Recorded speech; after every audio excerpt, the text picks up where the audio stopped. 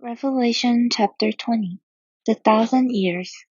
Then I saw an angel coming down from heaven, with the key to the bottomless pit, and a heaven chain in his hand.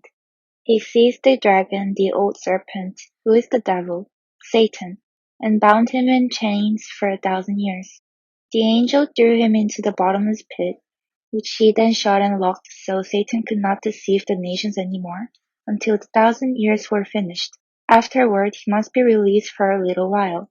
Then I saw thrones, and the people sitting on them had been given the authority to judge. And I saw the souls of those who had been beheaded for their testimony about Jesus and for proclaiming the word of God.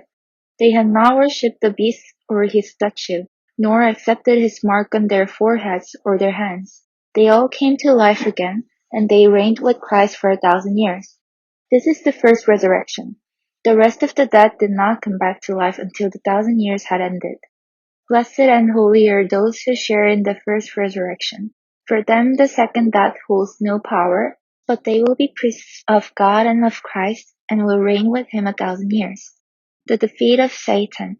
When the 1,000 years come to an end, Satan will be let out of his prison. He will go out to deceive the nations, called Gog and Magog, in every corner of the earth. He will gather them together for battle, a mighty army as numberless as sand along the seashore. And I saw them as they went up on the broad plain of the earth, and surrounded God's people and the beloved city. But fire from heaven came down on the attacking armies and consumed them. Then the devil, who had deceived them, was thrown into the fiery lake of burning sulphur, joining the beast and the false prophet. There they will be tormented day and night forever and ever. The final judgment. And I saw a great white throne and the one sitting on it. The earth and sky fled from his presence, but they found no place to hide. I saw the dead, both great and small, standing before God's throne, and the books were opened, including the book of life.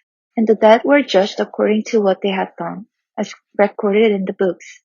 The sea gave up its dead, and the death and the grave gave up their dead, and all were judged according to their deeds. Then death and the grave were thrown into the lake of fire. This lake of fire is the second death, and anyone whose name was not found recorded in the book of life was thrown into the lake of fire.